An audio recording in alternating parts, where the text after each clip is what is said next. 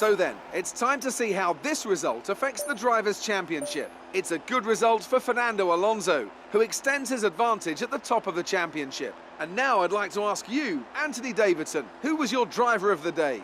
Well, I think it has to be Fernando Alonso. He got the strategy spot on and consistently had the pace to come through as well. After all that excitement, it's time for a lie down, I think. Thanks for joining us, and goodbye until the next race.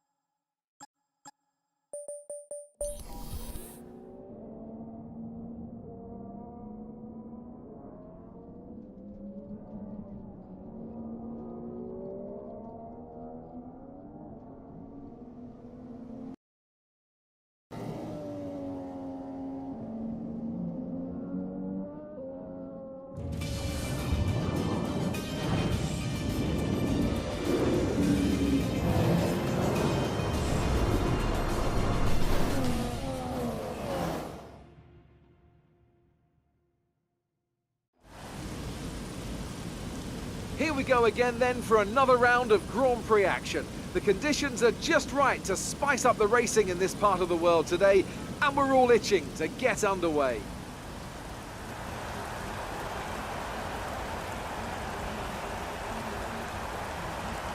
The astonishing Circuit de Monaco is, for all intents and purposes, virtually unchanged since its inaugural race back in 1929.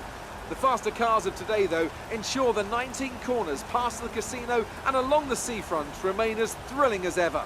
A 2.1-mile lap here takes us around an entire country, yet never more than inches from the race-ending barriers.